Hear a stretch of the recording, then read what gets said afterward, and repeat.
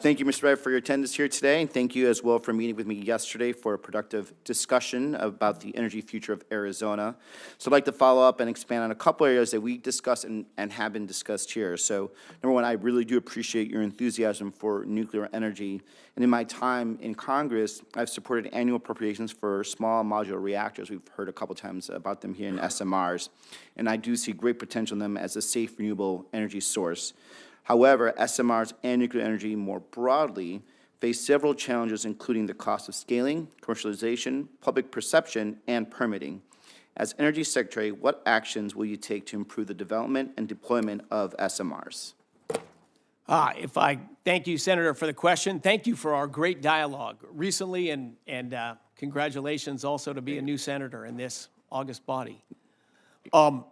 It's a big challenge, and I'm new to government. So I can't list off the 5 levers I can pull, but I've certainly been in dialogues and investigations about how do we make it easier to research, to invest, to build things. I think DOE has land and facilities that can be helpful in this regard. My current company, Liberty Energy, owns part of a small modular reactor company called Oklo. And their first small modular reactor is going to be built in the Idaho National Lab, a DOE facility. So is there an enabling role DOE can play to help launch nuclear energy? I think absolutely. I think it's both creative things like that. It's also research. It's also communication about the energy and the technology.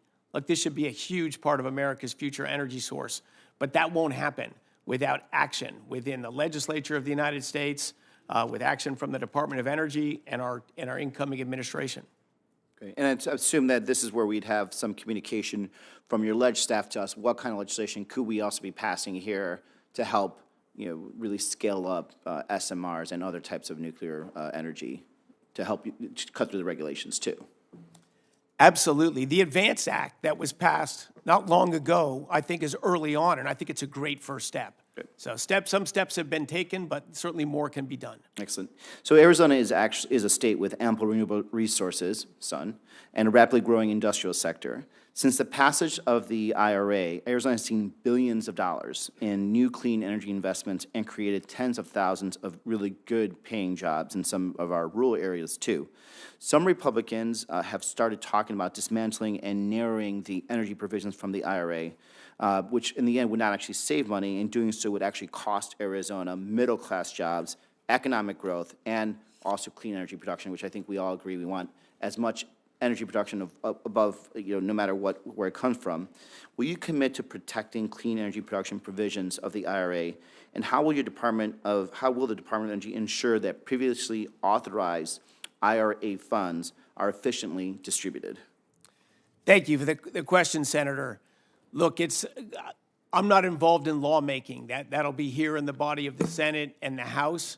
My goal would be to implement the laws of the land and maybe make some decisions on allocation of capital or funds that are approved by congressional bodies.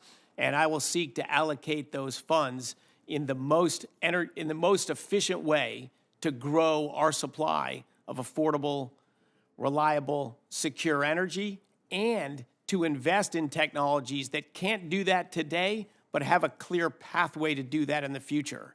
That, I think, is a critical function of the DOE, from basic research to emerging technologies to technologies that have been born but are not at commercial scale yet. I think there's a critical role for the DOE in all of those things.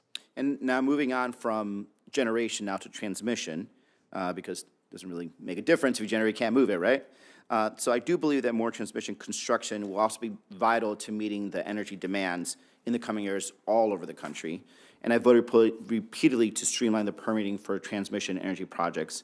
What will your approach be to improving the timeline for transmission project approvals?